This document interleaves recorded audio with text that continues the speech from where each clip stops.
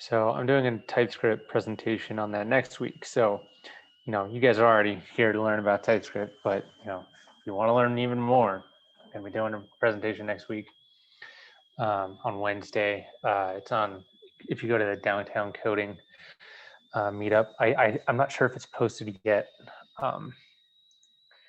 but that will be there. I also cheated a little bit.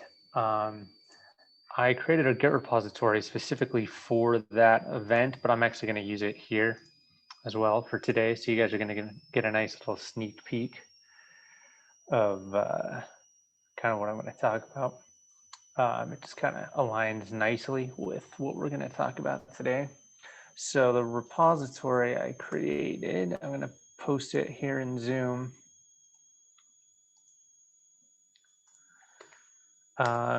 So I'm just going to be using that as kind of my playground for today. Feel free to clone it down, follow along if you want, or just for your own learning purposes. It should be all the instructions for installing and stuff are in the README. It should be pretty painless to clone down and run.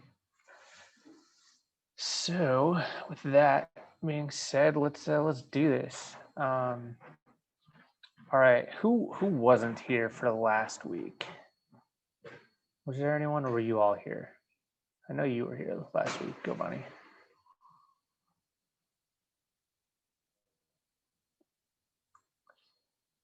I think you're all on mute. Okay, yeah, cool. Cool. All right. So last week we kind of talked a little bit about, sorry, I've got Mo. Hey, what's up, Mo? Oh, he's still connecting. Hey, what's up, Mo? Hey. So last week we talked a little bit about we had kind of an overview of TypeScript, and we did a few little examples. Today I'm hoping to do some more examples, and I created that repository for you guys so that you had a chance to actually get your feet wet with this stuff. So let's do this. So I'm going to share my screen. Okay, so this is that repository. Just FYI, I have already cloned it down. I've already installed everything. It seems to run beautifully. So let me give you kind of a quick tour for those of you who are interested in kind of using this to play around in. So it's very simple. All I have is a file here, which I'm going to use for just doing some random examples. But then I also wrote some methods here that are some common array methods or just common functionalities that you see a lot. And I wrote them in TypeScript, and I wrote some tests for them. So hopefully just by looking through that, you guys can kind of get an idea for how TypeScript looks like in the wild. But today the focus is going to be on syntax and just some of the basic types that TypeScript has. So to recap from last week, TypeScript is just a superset of JavaScript, and a superset just means that it includes the set of syntax for JavaScript while also providing some more functionalities and features. So they did this intentionally so that you can't ever write normal JavaScript and then have your TypeScript compiler not work properly. Now, it might yell at you depending on how strict your compilation settings are, but there's no syntactical rules that are different from plain JavaScript. TypeScript simply adds new things to it. So that's the first thing. Second thing is it is a compile time language, which means that, or I should say, it's a type checking language, which means that it is checking the code prior to it being run for type errors. And a type error occurs when you are using a particular value incorrectly in a certain context. So for example, putting a number into a function when it takes a string, as a simple example. So does anybody have any questions before I go into some examples?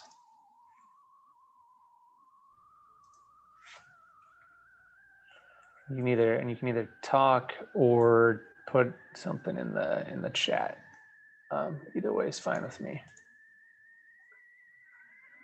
But all right, so if there's no questions, let's do this. And feel free to stop me anytime with questions. I'm happy to answer anything. Okay, so all right, so here's this first little file. I'm going to create a branch, so I don't mess up the master branch. Okay. Oh, a new person. Beautiful. Okay. So in TypeScript, whenever you have a value, it needs to know what type it is. Now in JavaScript, of course, we know that there's number, there's string, there's boolean, there's undefined, there's null, there's array, there's function, there's object, there's symbol, which you may or may not have seen before. And that's pretty much it. There's also big int. In TypeScript, there's a few more in addition to those. Okay, so there's a type called void.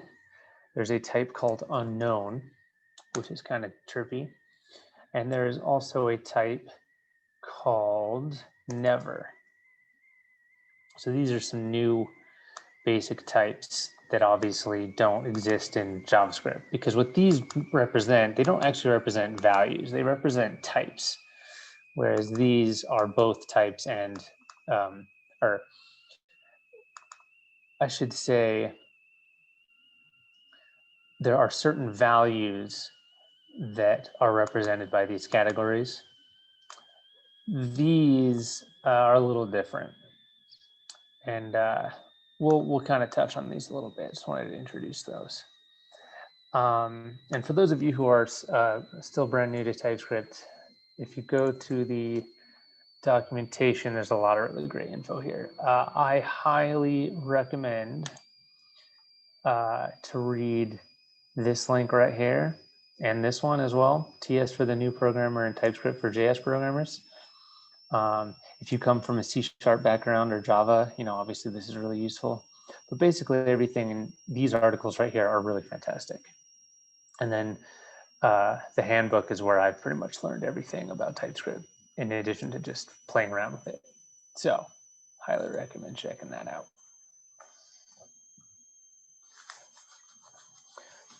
Okay. So some basic syntax with TypeScript. Whenever you are defining a value, you need to give it a type. Now, sometimes types are inferred. For example, if I say x equals 10, it would actually be redundant to do this. And my compiler even tells me type number is trivially inferred from a number literal. So if you're defining a type in TypeScript and you're using a literal, meaning either a number literal or a string literal, meaning it's in quotes, or you're using true or false. These are all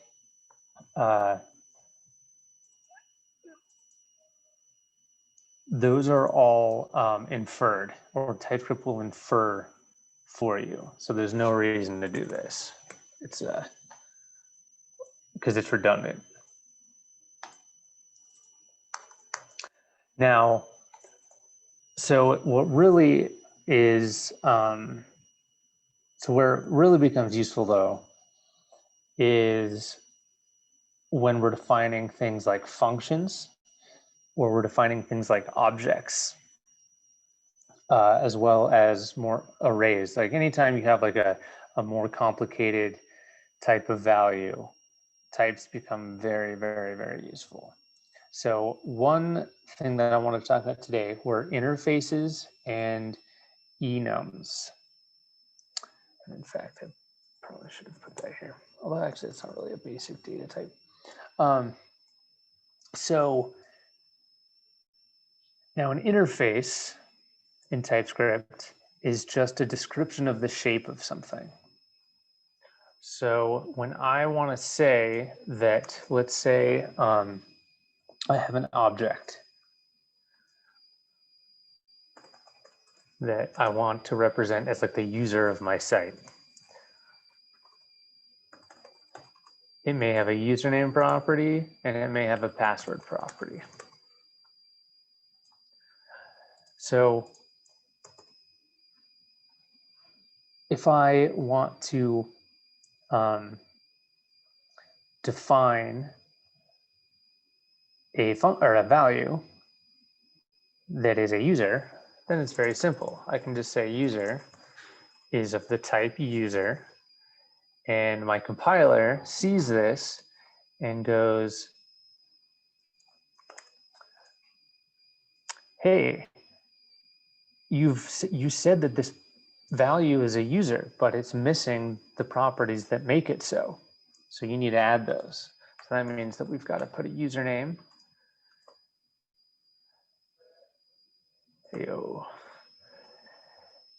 And a password.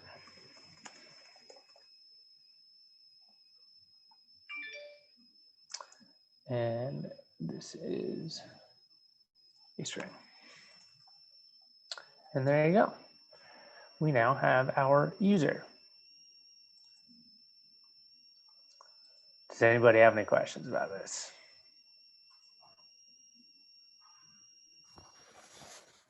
So the interface is really just like the structure kind of that you define ahead of time. Yeah, exactly. Yeah, it's just the structure is a good word, and in fact, in TypeScript, the structure is basically what defines its type. So anything that has a username or a password like this is going to match the type of user that we've defined here. So what's cool about these types is that this is a much more how do I put it? It's a much more versatile and useful type than simple strings or numbers or booleans. I'm able to like define my own custom types, which is pretty cool. It's pretty useful. So those are interfaces. Now you can give it, you can give interfaces functions as well. So like if I have like a hash password function, I could do this.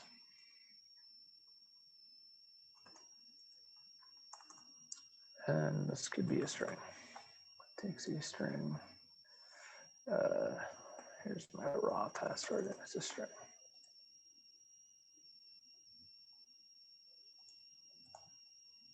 Oh, duh, I wrote this in the wrong spot. I was like, why is that syntax breaking?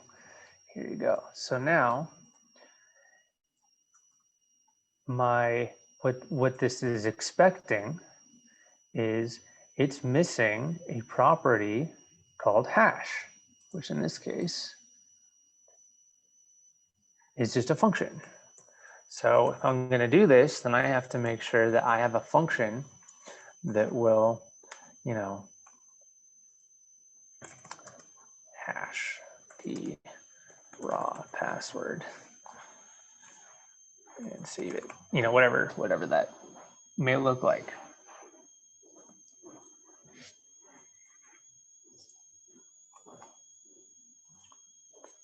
I'm not going to worry about any sort of,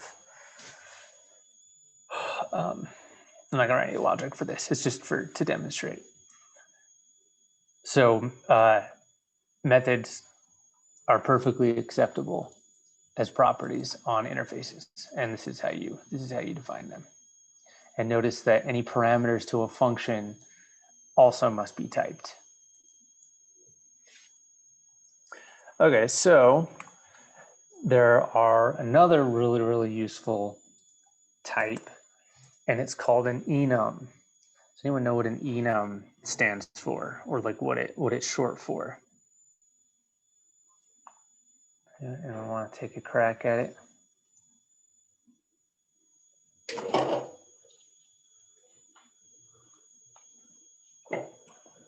Take that as a no. I don't know. So it means enumerable or enumeration. Yeah, that's right, Giovanni. So enumerable. So if something is enumerable, that means that it belongs to like a list. It belongs to a particular set or collection. And it's generally used to denote that if I have a single value that is an enum, it means that it belongs to that set. So whereas I could say that, suppose we're making a dating site or something.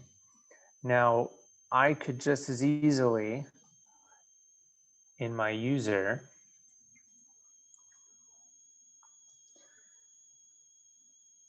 have a property called status, meaning like relationship status. Okay, now if you were designing this, like what type do you think you would use to represent what status somebody was in? A list of options. Yeah, but what Like type array, do you I think they would guess. be? What type would it be? Well, the thing is that you can't be in multiple statuses at once. You can't be single and married at the same time.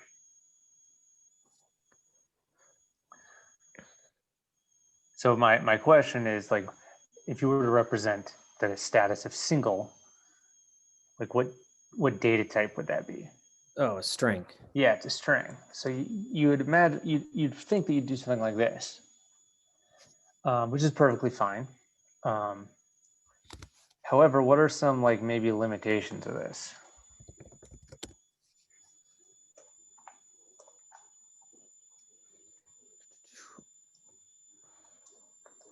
Anyone have any? You couldn't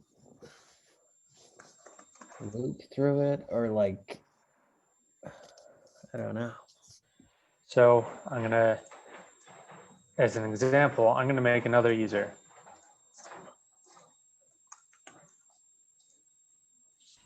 You can insert a typo. Hmm? You can insert a typo. Yeah, look at that.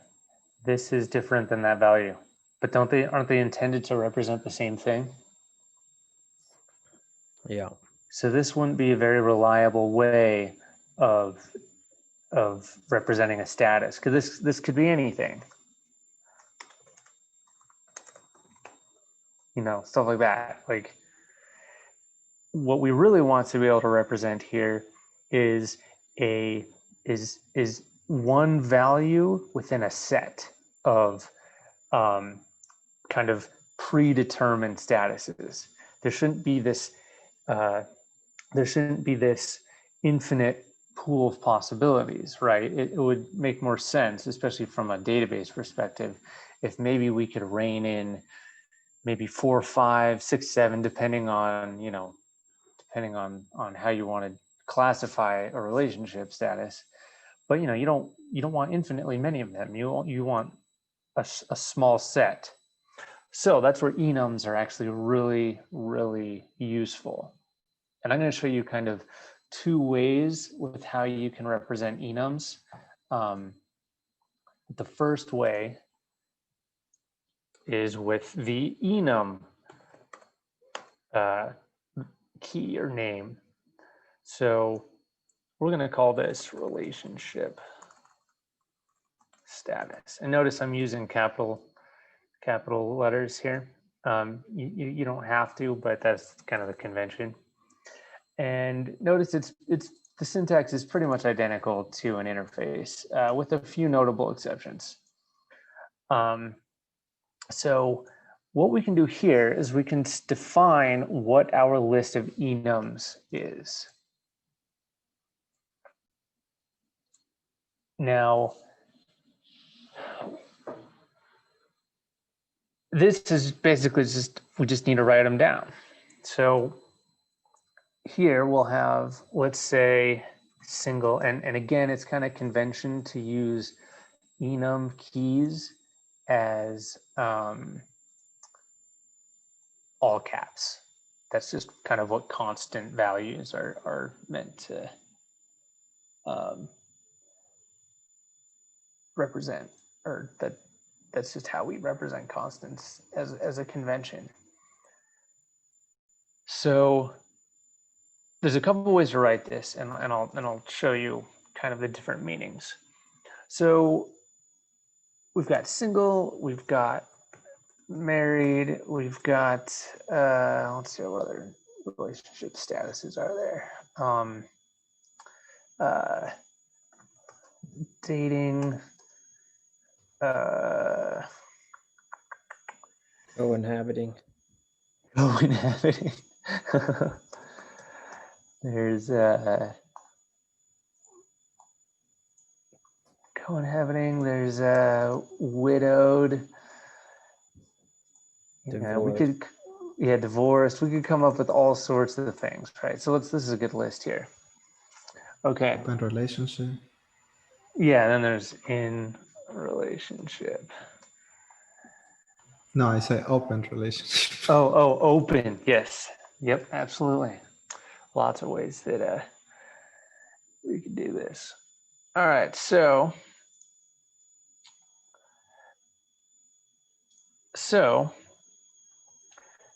this is what our enum allows us to basically define a set of properties.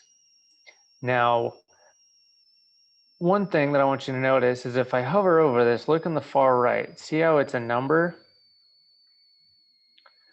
By default, enums are essentially indexed. Okay, so you can sort of think of it an array in a sense where the first item is 0, then 1, 2, 3, etc. Okay, so if I define my user, and I'm going to move this guy down.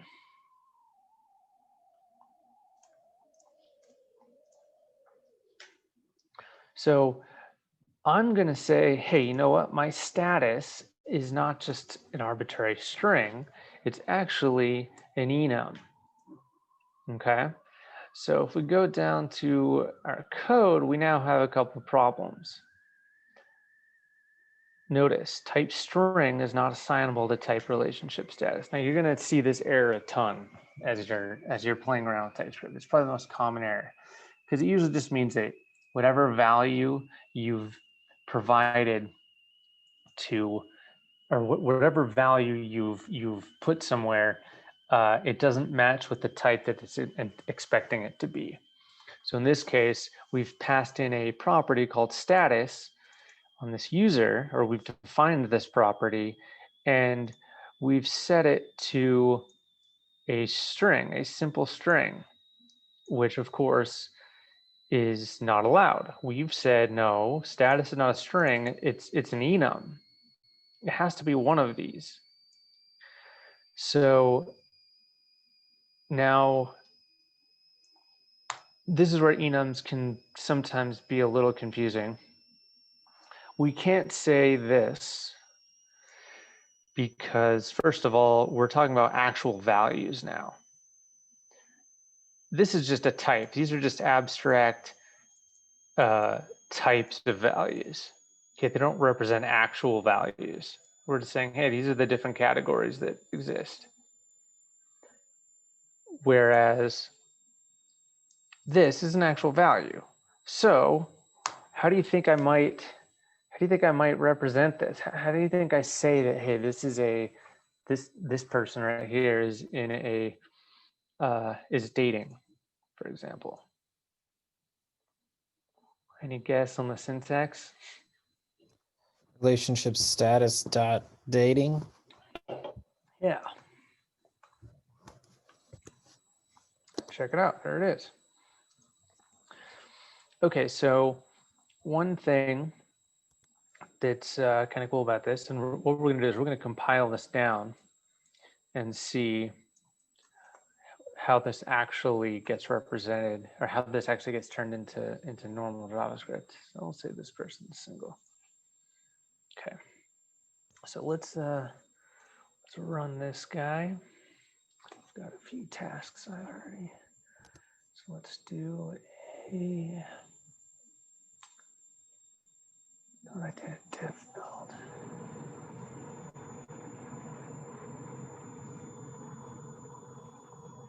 All right, so we're going to compile this down. We'll generate a dist folder. Here's my code. Check it out. So this is this is what an enum gets compiled into.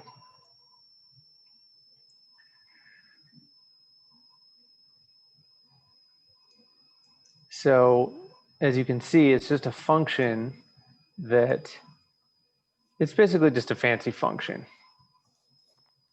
that outputs an object that just has these properties. And it uses the key. It uses the key to find, or it uses the key to define what the actual string value is.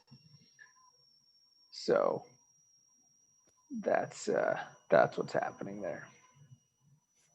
Kind of cool. So let's see here.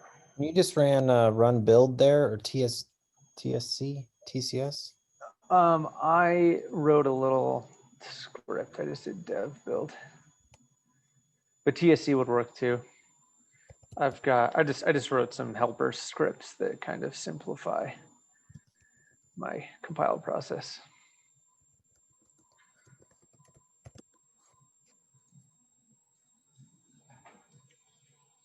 All right, so that's an enum. Now there's a few other ways of writing enums. Sometimes you don't want to just use a number. Sometimes you want to use an actual value. Okay, so in this case, I can define what these are.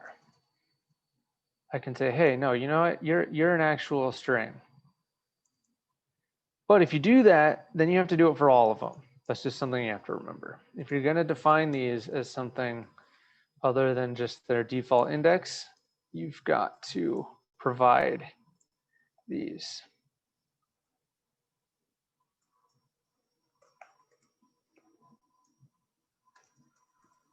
What's the use case for that? It's just a little more like human friendly for identifying values.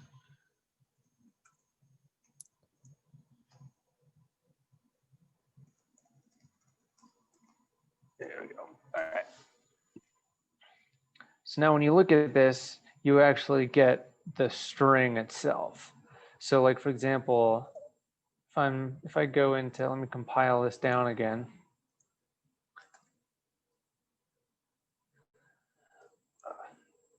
I need to add that to my script.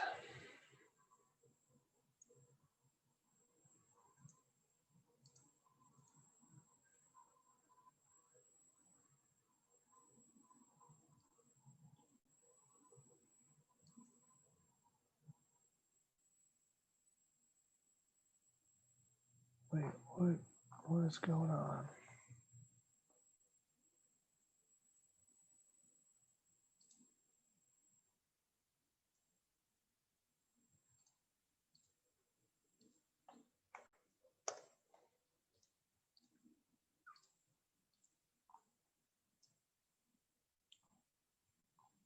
Kind of confused. What is happening?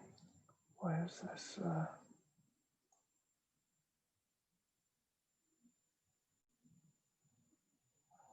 Oh. Oh, oops, sorry. I need to update this to not to ignore my dis folder.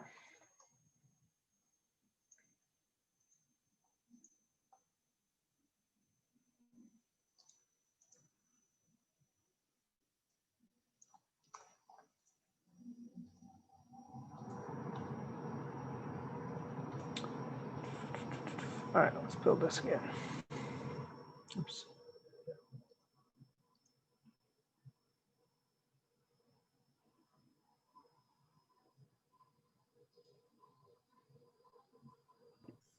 So you're running that build command from the package.json, like hovering and, or like, is that a right click? I haven't seen that done before. Yeah, it's just what VS Code lets you do. That's cool. Yeah.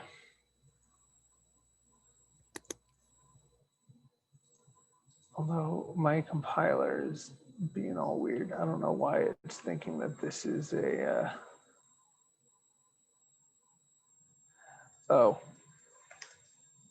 Is that why? No. Why is this error happening? This doesn't make any sense. Why is it looking at playground.js? That doesn't, it's a JavaScript file. Why is it? That doesn't make any sense.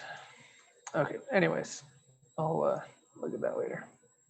Anywho, so I just want to look at what this generates. So notice these are now, there's no more indexes anywhere. They're just straight up strings.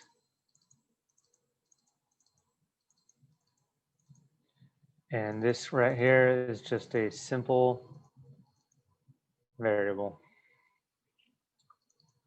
marked by a key. Okay, so these are pretty useful. Enums are pretty awesome.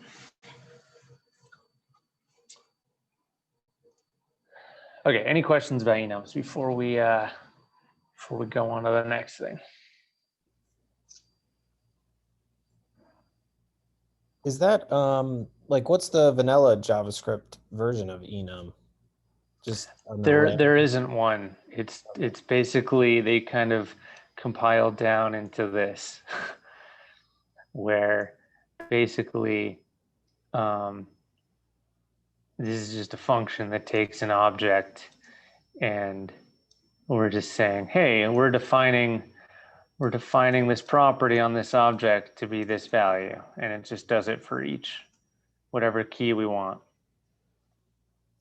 So the simple answer to your question is just an object. Yeah. Okay. Yeah. Cool. Yep. So does that come from other, like a different language?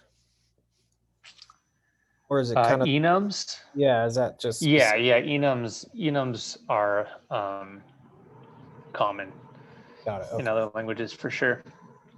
Cool. JavaScript doesn't have one because it just doesn't seem to really need one as a language just by itself. But because it's not, the thing is that an enum is really only useful when it's seen in the context of a larger set or collection. And since JavaScript isn't a compile time language, doesn't really seem like there's like you can't define something as being part of a set other than just by defining the data type itself to have certain properties among others. Got it. Okay, cool. Yeah. So let's see here.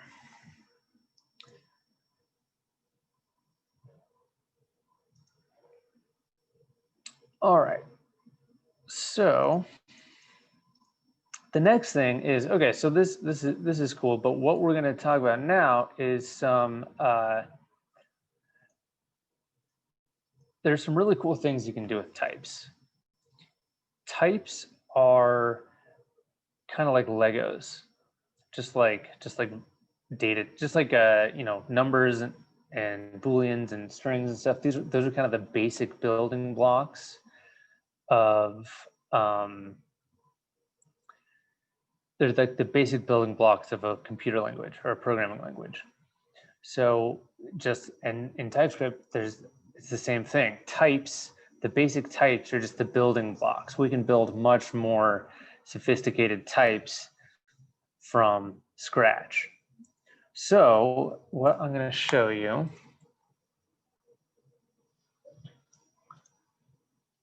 all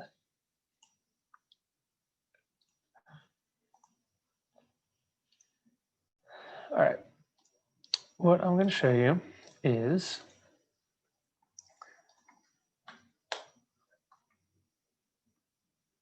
so suppose that, so I'm going to show you another way of writing an enum. It's not technically an enum, but it's another way of representing this concept of a member of a set. So what I'm going to do is I'm going to say, just like I can say that, just like I can define a user is something with a username, I can just define arbitrary types. I can say status, or relationship status, if you will,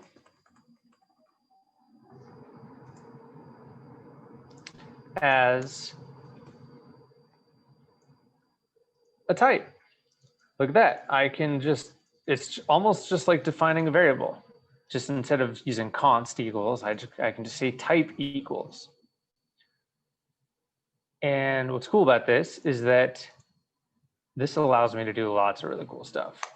So for example, like we just said earlier, well, this relationship status can be many things. I can be widowed, or I can be single, or I can be dating, and we of course can write more. So check it out. What we're saying is that anything that belongs to the type of relationship status is one of those values. And so when I'm over here, it's basically the same concept.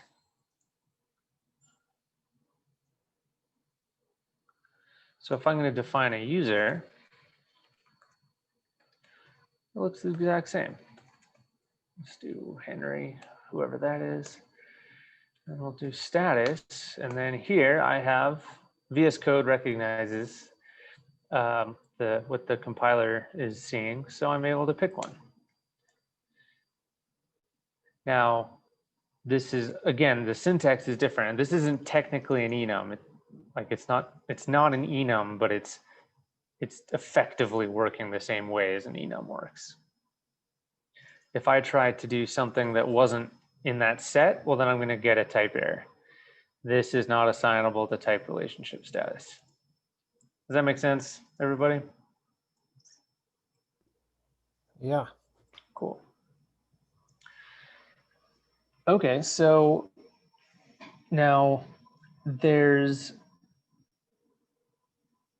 so this syntax you've probably recognized in normal JavaScript. There's the double bar, which stands for or, and that's effectively what this is saying.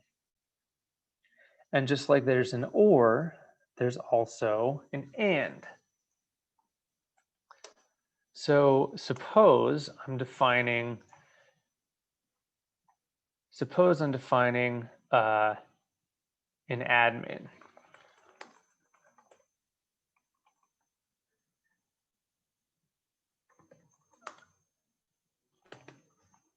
I could say, hey, anything that's an admin has this property called admin set to true.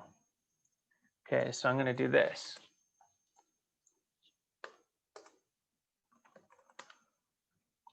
Okay, so Here we go. Okay. What's the problem here? Anyone notice a problem?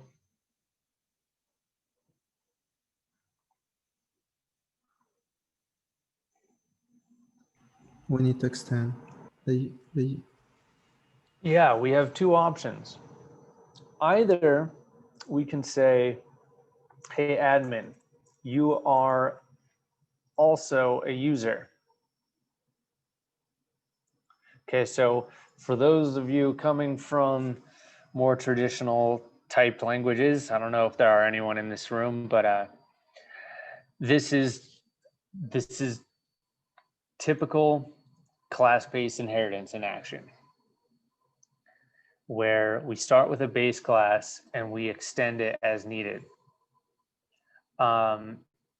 But there's also another way to do this, which is more in the vein of composition and functional programming.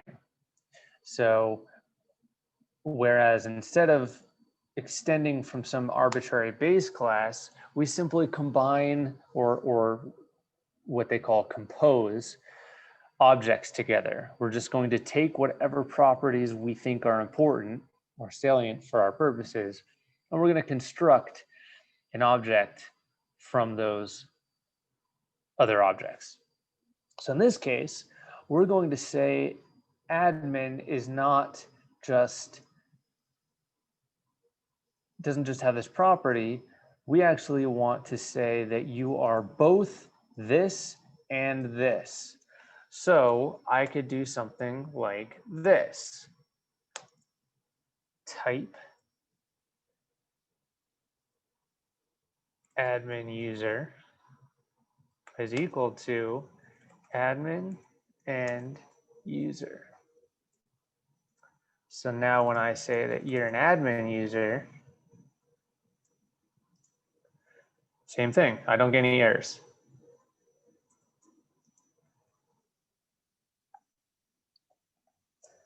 All I'm doing is constructing a type from two smaller types. Does that make sense? Yeah, that's pretty clean. Yeah, it is really cool. You can also do similar things where you can do, instead of combining things, you can get what's called an intersection. And that's actually what this is. It's actually a little more subtle than just thinking of it in terms of or. It's more useful to think of it in terms of an intersection. And an intersection, it comes from the mathematical term intersection, where in set theory, an intersection is basically any shared items that two or more sets have.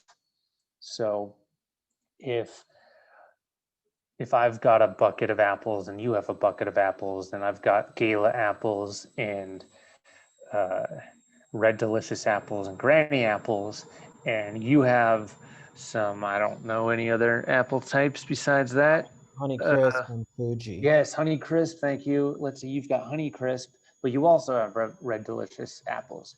If I intersect our buckets of apples, then we're going to be left with just the apples that we both have. That's called an intersection. And so an intersection with types is simply the shared properties of those types.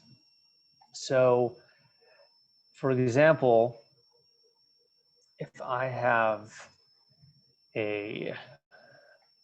let's say I have some, this is going to be arbitrary, some interface foo, and you have a thing called bar, which is a string, and then I have a interface called fuzz, and you have a property called bet, but then let's say foo also has a shared property called, or let's call it something else, like just totally arbitrary so I don't confuse you guys. So let's call it boo for no reason. And then down here, let me go over here. Now we're going to say that my intersection is foo or fuzz. So if I go down here and I define something as an intersection,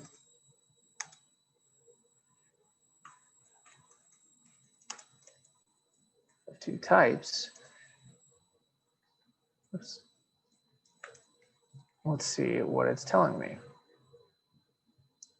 Type empty object, which is what this is right now, is missing the following properties from type fuzz, bat, boo.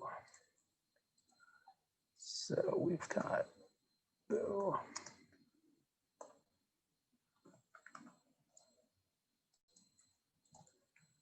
And then let's see here.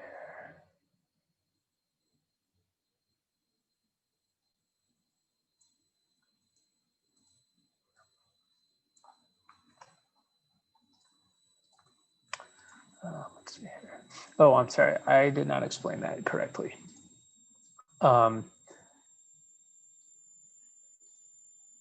This is, oh, you know what? Yeah, I totally explained that wrong. I apologize.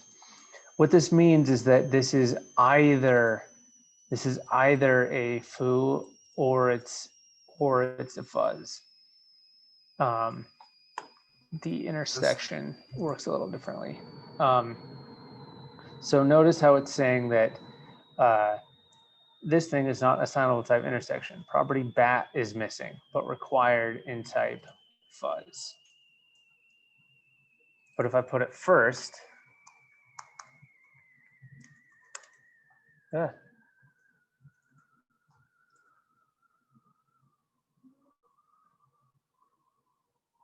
now it's saying that bat's missing.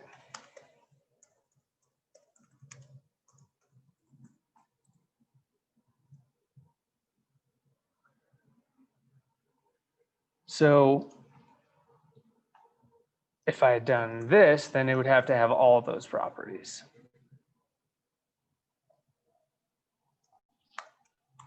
But with this, it's either one or the other.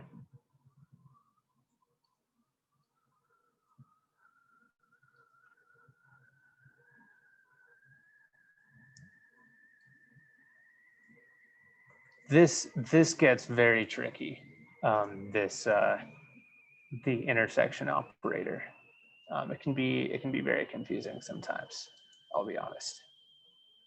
It took me a while to like wrap my head around that. And then sometimes I still feel like I'm not 100% sure about it.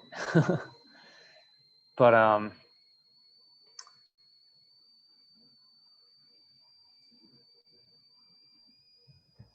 So is it the bucket of red delicious that we get with that, or is that just one type of apple? so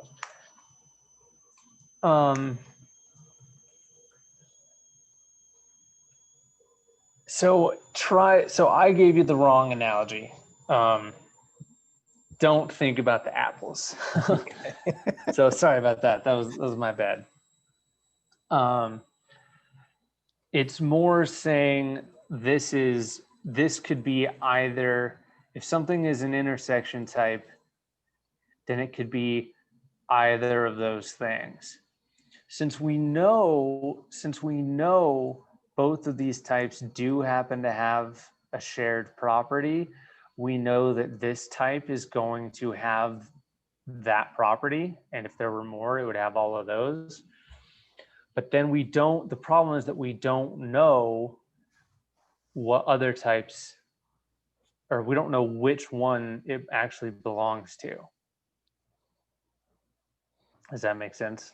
Yeah, I think Like, so. we don't know if this value has either bar or bat, because it could be either. And so we can't just go say that you have this property. Like, I couldn't say that they both have them. And that, okay, I'm getting it. So I think what gets confusing when you start reading TypeScript is like you look at intersection, the object, and it feels like, I don't know, almost like a function or something where you're kind of linking it back, Or you're sort of defining it by that type Right. above. Okay. hmm Yeah.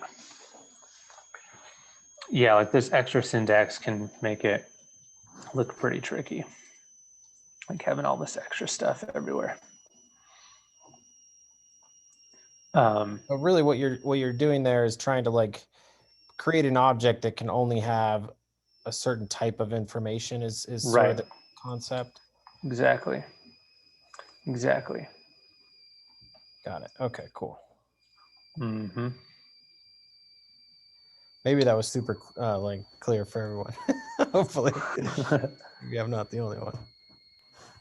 It makes sense. Actually, this one could be applied to maybe users. Like you have user 1, user 2, user 3, and user 1 have special characteristics. User 2 have special characteristics. User 3 too. But both also everybody have a name. Everybody have a first name and last name. But then you say user equal user 1 over user 2 or user 3. Yeah. Well, yeah. So like, well, I'm trying to think. So think of, let's say that, so what I want to point out here is look what happens if I don't have either one of those properties. If we look at what intersection is built up from, we know that it's either foo or fuzz. Both of these happen to have a shared property by coincidence, but also it is required that fuzz has bat and foo has bar. So what that means is that this guy right here, we know it has to have this property, but we know that it has to have one of the other ones. Okay, so that means that whether we get, so what I want you to notice is, see how this is red right now? It's yelling at us. It's saying that, now this is actually a little misleading because bat is missing, but bar could just as easily be missing. The compiler is reading this left to right, so it's just thinking whatever's listed first in this list of intersections, that's going to be the one that it notices first. See how it's saying now bat's missing? Bat happens to be the second one in fuzz. Got it. Yeah. Whereas if I had it the other way around, now it thinks that it's, or is it, wait, am I just tripping? Could have sworn that said. Okay, so it's just doing it for either one. It doesn't actually matter what order that is. I actually thought that mattered. It looks like the compiler is just defaulting to fuzz.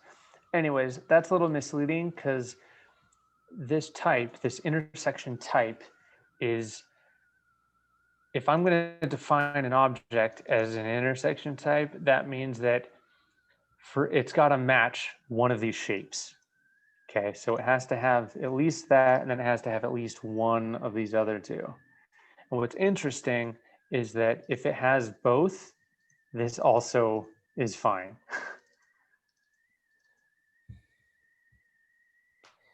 And so now it's not red anymore, it's orange. Right, yeah, and it's not red if I leave out bar, because now this, of course, is it's acting as essentially the foo type, because it's, or sorry, the fuzz type, because it's got bat. If I take out that and I put bar back in, now it's effectively that. What's interesting is even when it has both of those, it still matches because TypeScript only cares about the minimum requirements. Okay, I go ahead. believe this one, when you put two pipes, it's an exclusive OR. It's the one that we use most of the time. But in JavaScript, also when you put one pipe, it's an inclusive OR. So I believe this pipe is not TypeScript thing, it's a JavaScript. Always when you put one, No, it's this is an a inclusive OR. TypeScript thing. Yeah. One bar in JavaScript is a bitwise operator. Right, and that's inclusive for. Right, right. And this is not that at all. Because there's not even a, Isn't this the inclusive for that or what it's we're an doing here? inclusive, yes, but I guess my point is that you're not operating on like values. Got it. Yeah. So conceptually, yes, it's acting as an inclusive or, but it's not acting on actual values. It's just acting on types. Makes sense. Yeah, because like in TypeScript, this isn't even like this wouldn't even work.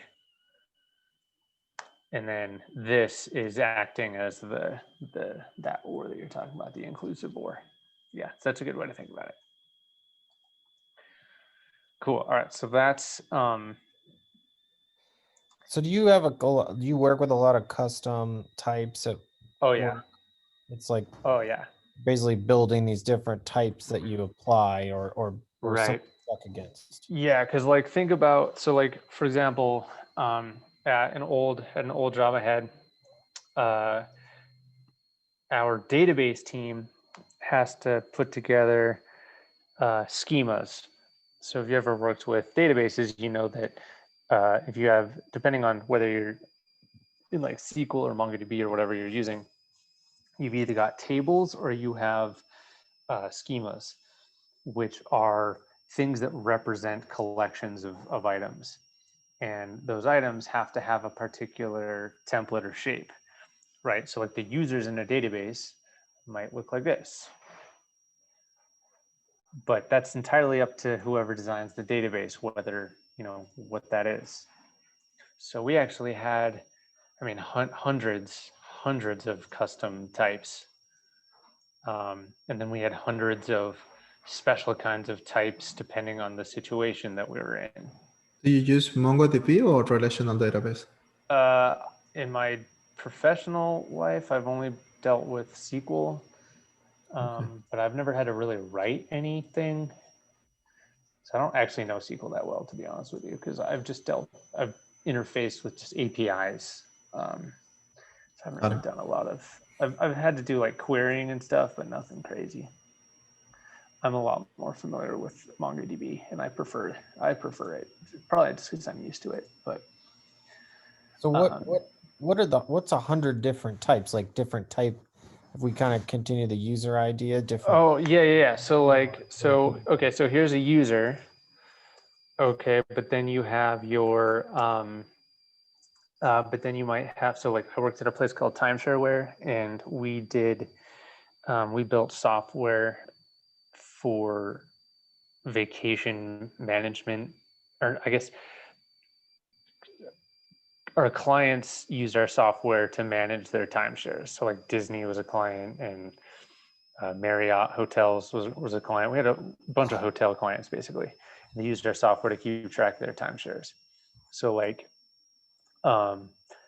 you would have the user, obviously, and then you'd have things like a payment. You'd have things called like closing costs. You'd have things called any possible financial thing you could think of.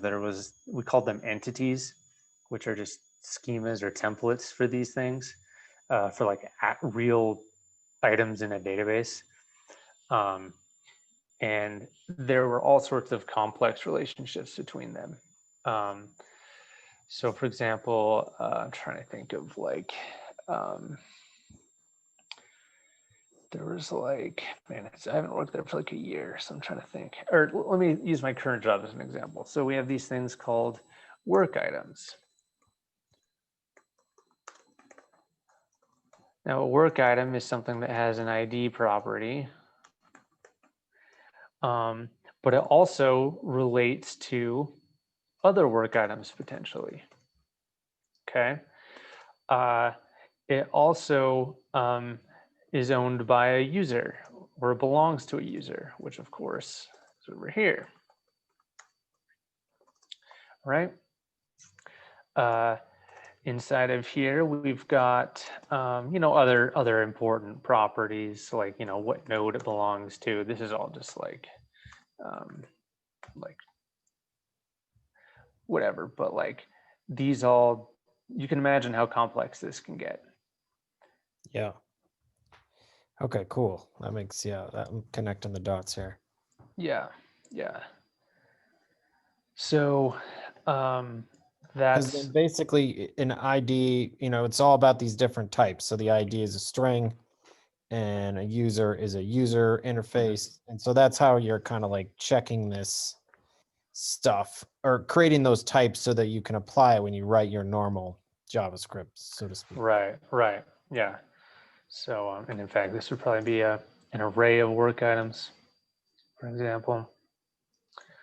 And yeah, so this type tree, whatever you want to call it, gets bigger and bigger and bigger all the time.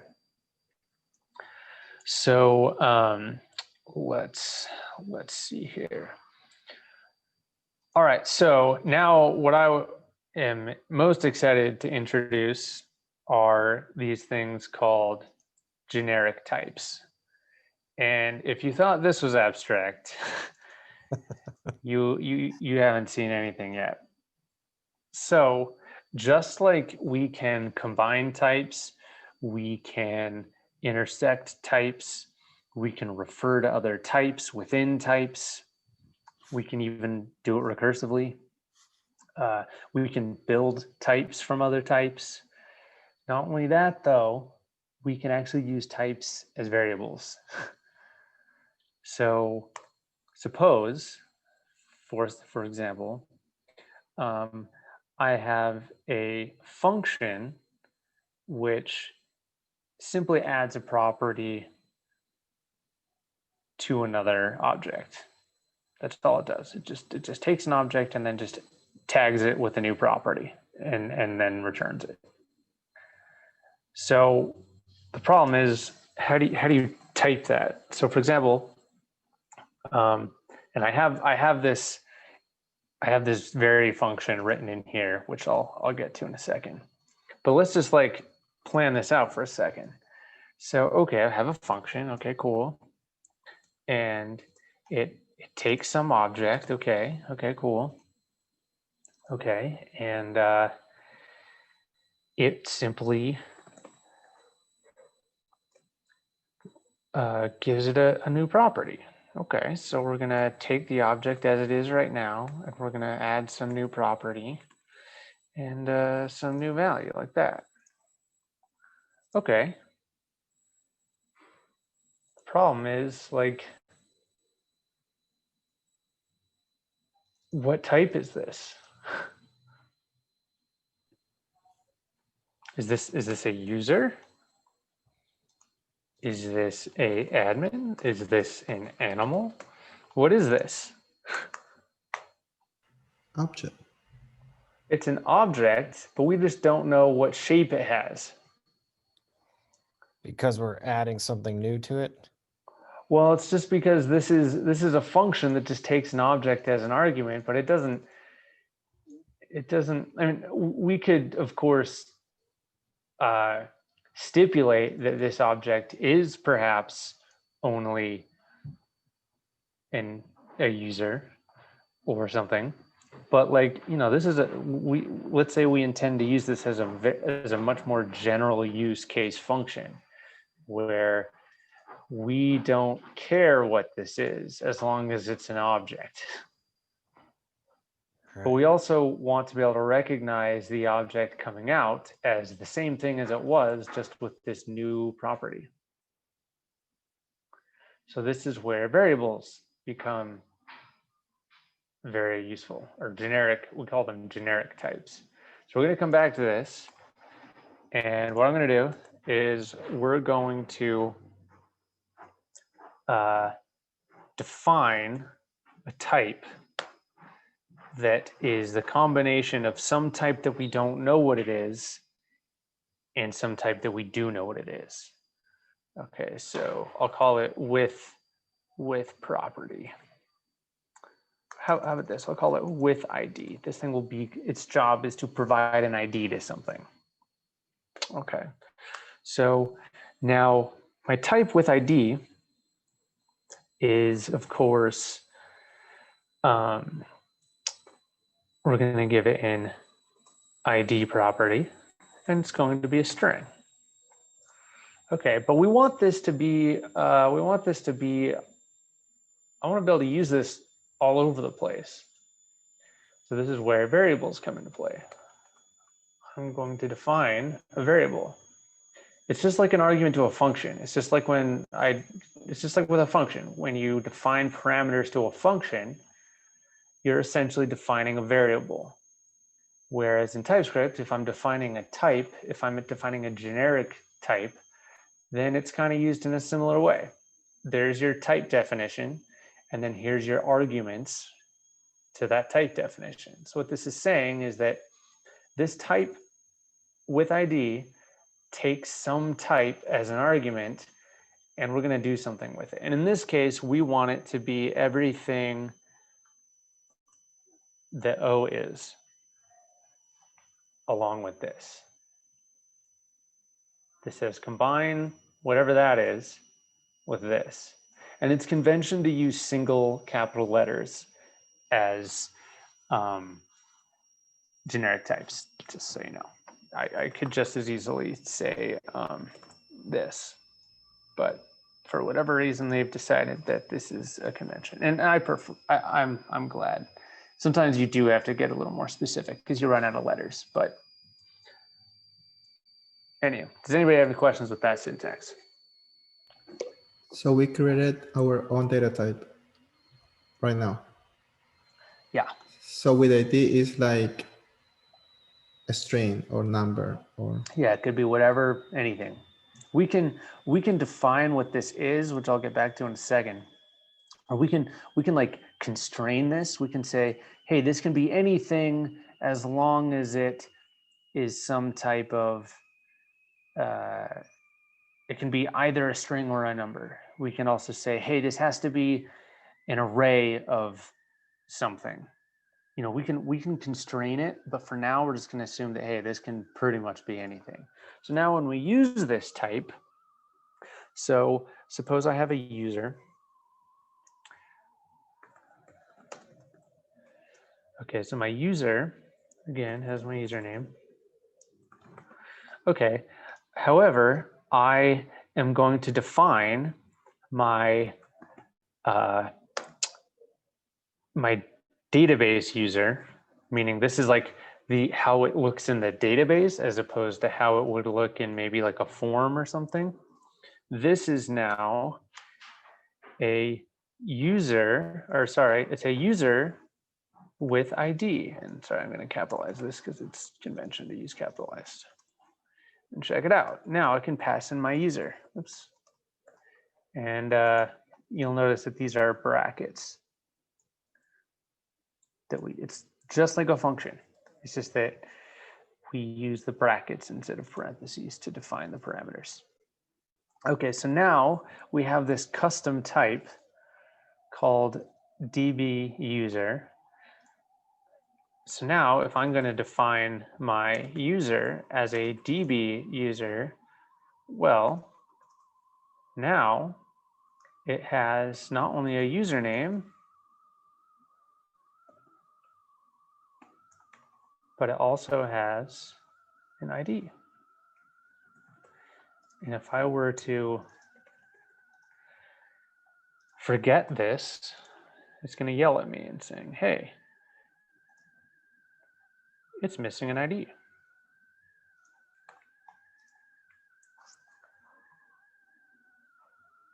that make sense? Yeah. Is your mind blown yet?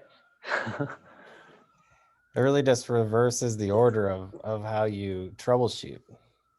Yeah.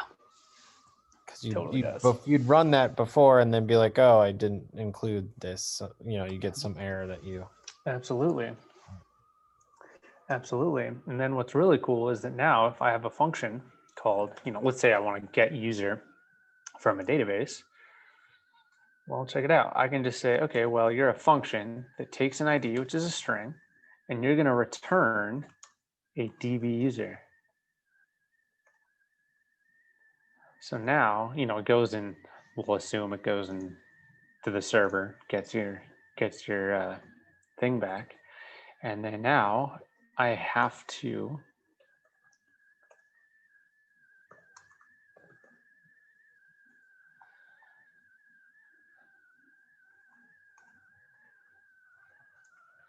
so this is an arbitrary example, but you can see how powerful this is. We're saying, hey, here's my ID.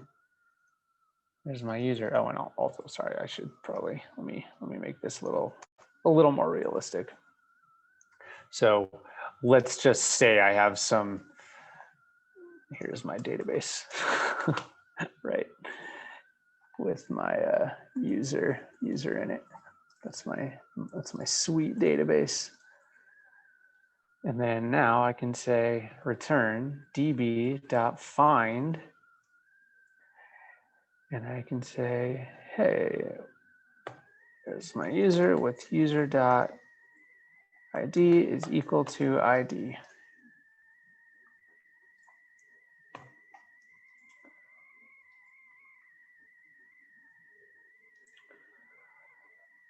And now I know that this is going to get me back user.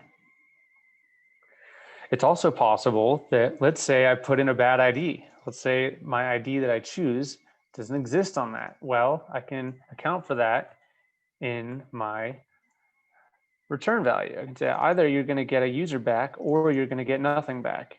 So we already know that this function, this find function, is going to give us either undefined. I believe it's undefined. I don't actually remember. I think it's undefined if it doesn't find anything. It's either that or null. I don't remember. But if it doesn't find it, then it's going to return null. Otherwise, it's going to return a thing, the user. And we have a very, very strongly typed function now that I couldn't even put, if I put in like a number, oh, it's going to break. And what's really great is I can now do stuff like this. All right, so I'm searching for 6789, which doesn't exist. Okay, now I can be like, well, if result, so if it exists, then we can just as easily say their username. We found them, great. Otherwise, console log, nothing was found.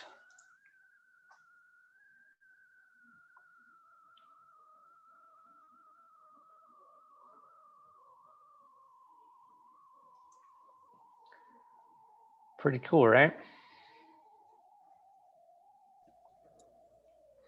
So can you run that? Yeah.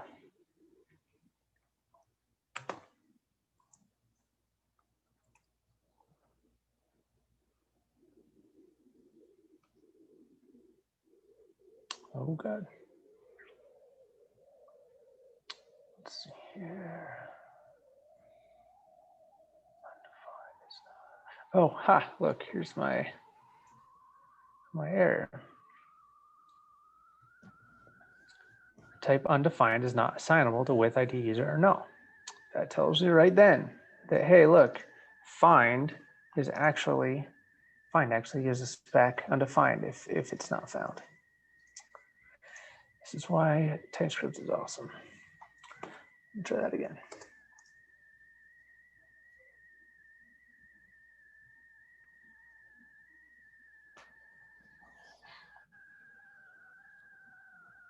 Nice. Boom.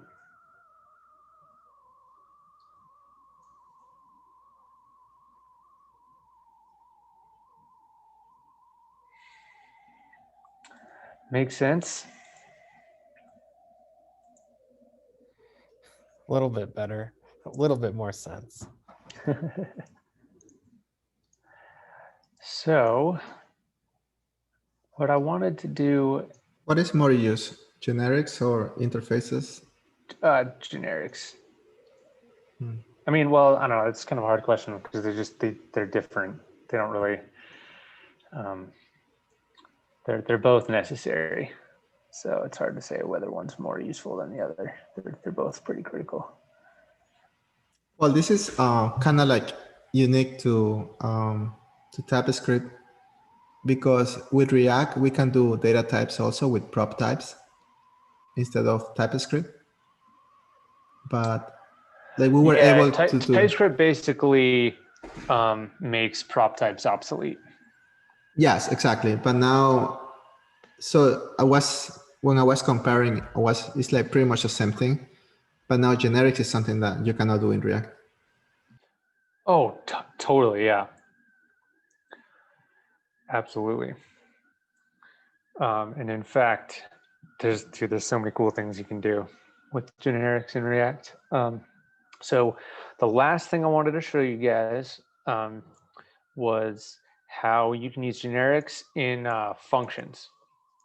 So this still is actually not really, I mean, this is useful for sure. Obviously, like this allows us to basically define anything we want to then have an ID. It's now just basically this nice little utility type that we can use. And TypeScript actually comes with several of these, and you can find them in the documentation. They're in there somewhere, I believe, under, yeah, utility types. They come with a bunch. Read only is one. Record is cool. Pick, omit, exclude, extract. These are all very cool. So what I wanted to show you is, I'm going to go into this. So this has a lot of this. So I wrote this just so you can kind of see some of the cool stuff you can do with TypeScript. Obviously, this example is very basic. It's just a function that defines, arguments as numbers that returns a number. But what I did do is I defined, so this is a more general version of the function I just showed you guys. This, or I already deleted it. Oh, here it is, this add property, where we kind of put that there kind of arbitrarily. But suppose I want to add a property, but I don't know what the name is and I don't know what the value is. This is where generics become super useful. So let's take a look at this function, the way it's written right now. Okay, so anyone notice some new things syntax wise? It looks a little weird maybe.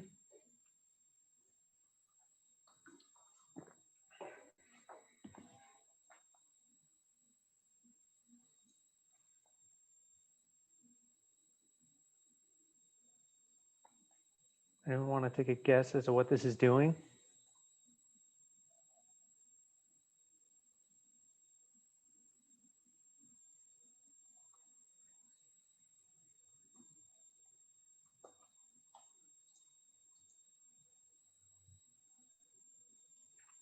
Anybody? We are returning an object and then we're adding a key or value to the object. Yeah, we're just adding some arbitrary key value pair. And if you look in the tests where I have a test for this, I'm using it right here. So I'm saying, hey, here's some object. And I'm saying, hey, add a property called foo with the value bar. And when I test to see what it is, it should look like this. And this test passes, so we know that's working. But what's cool is, let me go back in here. So let's kind of break down what's happening. So add property is a function. Okay, we know it's a function because here's our list of parameters. Okay. Okay, and then here's our arrow. Okay, so there's a couple of spots in here that look a little weird. First of all is this area right here, and second of all is this area right here. So we're going to break those down separately. Let's look at the return value first, because I think that's the easiest to like internalize or conceptualize. So we're saying take an object, take a key, which is just a string, and take a value, which is something. Okay, whatever that may be. We'll come to that in a second. And the idea is that the return value of this function is whatever this is combined with this object. This object has a key which is in here. So that's a TypeScript, or that's a JavaScript word, but in TypeScript it's actually used a little differently. We're saying that this key right here is something that belongs to that. That's what this means. We're saying take this, or define this type P, which belongs in that. It's kind of like an enum in a way. And then we're saying, hey, set it to that value. Okay, so what that means is that if we go back, let's look at where this O and this V are coming from, because they seem like they're kind of just magically appearing out of nowhere. Let's go back, and hey, look at that, there they are. Okay, so this is how generic values are defined on a function type. So anytime you're defining a function type, and you need to use generics anywhere in that function type, this is where they go. Okay, so this is saying I have some type called O and I have some type called V. And we're saying that this first argument is that type, whatever it may be. This is essentially the same as saying any, but we're constrained to whatever that is. And then our value is again saying, hey, you're V, whatever that is. And what you get is the combination of O and then this object here, which is a key, which is a property of key and a value of whatever V is. So when we use this function in our test, for example, suppose I wanted to do another one. So let's add one. Let's add a test in here. So test. So what I'm going to do here is we're going to say, I'm going to write this from scratch so you can kind of see what the autocorrect is telling me, or the autofill. So I'm going to say with test prop is going to be equal to add property. I'm going to pass in an object. Okay, I don't know what it is yet. I'll do foo and bar. Seems to be popular. Okay, and now we're going to say, okay, I want you to have a property called test and a value called test. And so now I'm going to say, I expect that this with test property should, that should be a little r. This with test property to equal an object that is the combination of that. So again, it's foo bar, but now it should have a property and a value with test. Okay, let's see if it passes.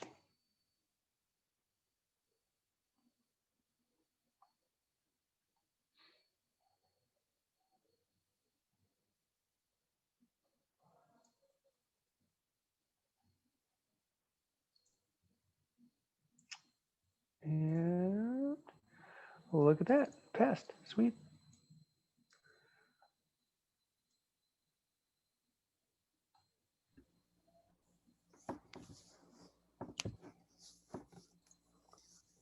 There it is. Does that make sense? Yeah. I know it's a lot, but what's cool is that I could have this be any type. I did a string because it's simple, but it could be anything. Suppose I put a number in there.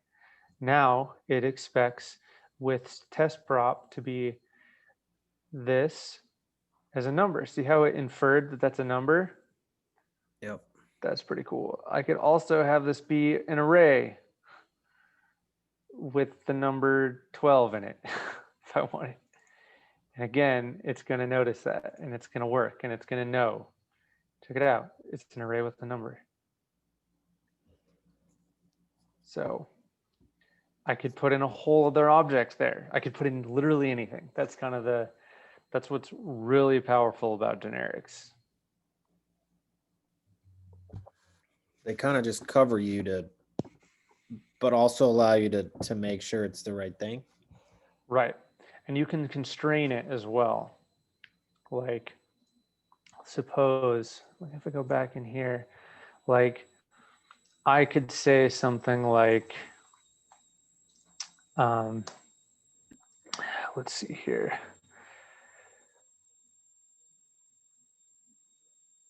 Let's say that I want to be able to push or like add something to an array, right? Like our own push function. So I don't know what is in that array, but I know it's something. So we'll call it A extends array. That's this. You'll see this all over the place.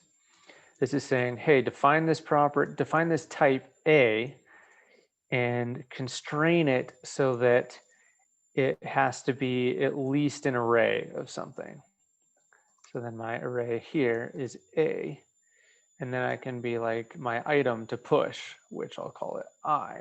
And this could be anything. I don't know. Like, I'm not going to constrain that, although perhaps I could. I could say, this has to be a number, for example. And then I could just say array dot, I'm using array dot push in my push function, but that's all right, item. And then my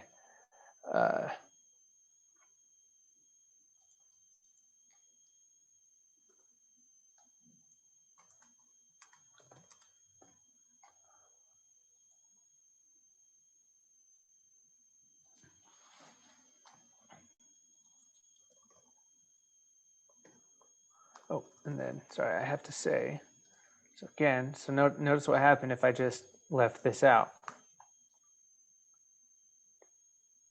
I'm saying that, okay, you're gonna be an array of whatever, whatever this is. Item is something. We're saying that it's a number, although it doesn't really matter what it is, frankly. But notice it's yelling at us. It's saying, hey, argument of type I is not assignable to parameter of type never. What the hell does that mean? Well, that just means that, look, I'm defining A as something that extends an empty array. This is what that means. That means an empty array. An empty array, the contents of an empty array it can't contain any types. It's never going to happen, which is where that never keyword comes to. So what I have to do, if I want to make sure that I'm returning an array with items in it that match this type here, I've got to specify that. I got to say, hey, A, you are an array that looks like that. So now when if I try to push anything other than numbers, it's not going to work. So that works. Okay, let's see what happens if I try to put something that doesn't contain numbers. Look at that.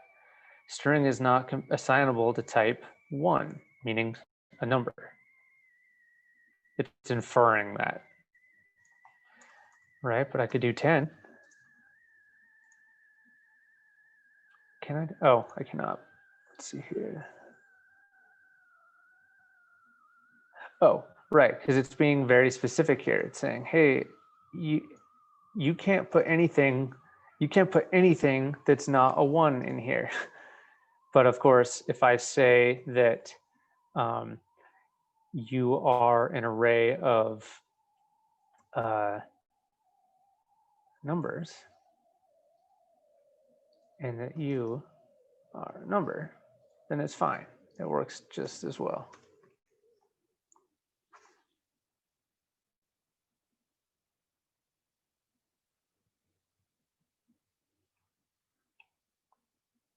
And that's intro to generics. Interesting.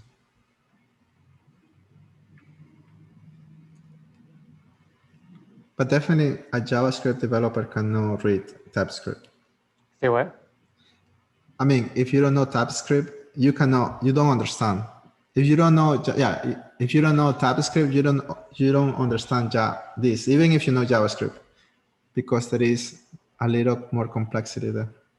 Yeah, I think it forces you to know JavaScript better. I made a lot of assumptions when I was like coding in JavaScript, and once I learned TypeScript, I realized that my assumptions weren't always right. Like for example, look at this. It's saying, look, type 2 is not assignable to a type 1. That tells me that, oh, 1 is actually its own type. It's the most strict type of like it's what's called a subtype. It's a subtype of a number. 1. There is no other value, or there's no other it's unique. 1 is about as unique of a value as you can get. It's just like the letter A. And I think that would be easily overlooked if you didn't have an error like this showing up, where we have to explicitly say, no, you're fine. You're just an array of generic numbers. Everything's fine.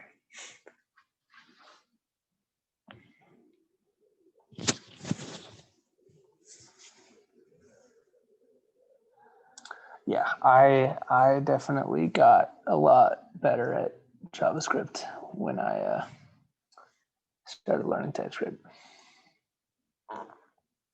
I would say with JavaScript, you can just prototype and start writing code like without even thinking and just get errors. And with TypeScript, you have to think first before you write code.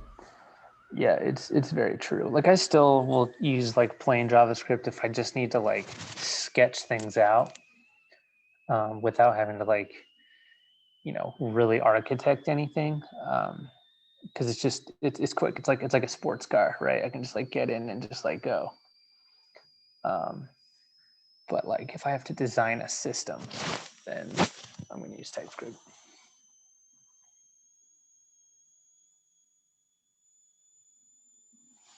So yeah, I would recommend, if you guys are bored, to check out.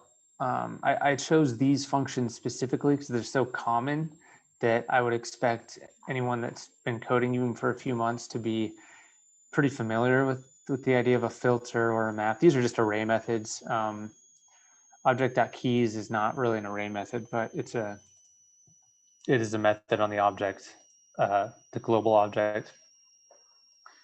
And then these two are just examples. I just kind of chose to demonstrate particular concepts. But the reduce one is the most complicated one, as you can see. This is called an overload. Anytime you have a function that can take potentially a varying number of arguments, and if those arguments can potentially be different things, then you have to use what's called an overload. It's basically just a set of the different possible ways or different possible combinations of arguments that a function can have. So each definition is one particular configuration. For example, with reduce, you could provide a function, or you could provide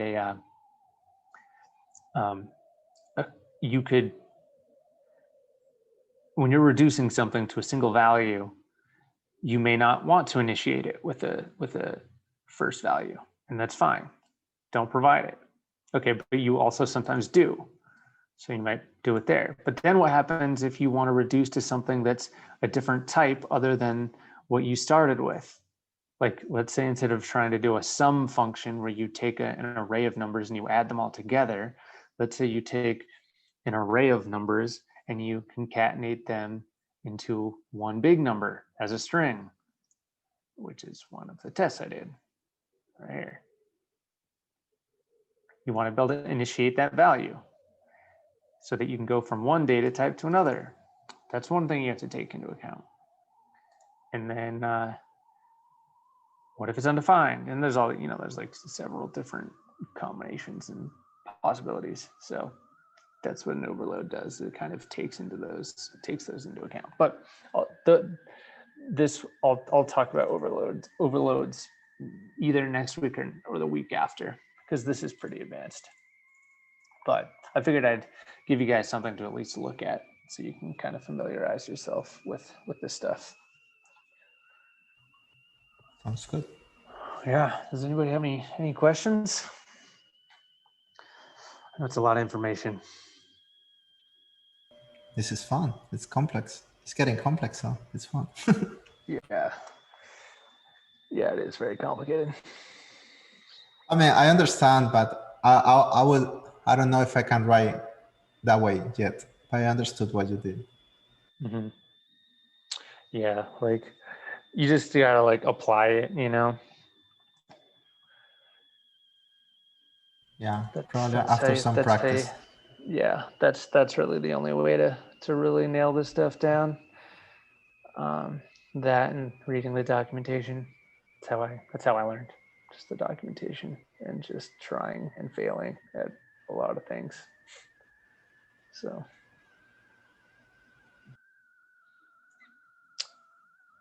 yeah. Well, anybody have any other questions before we call it a day?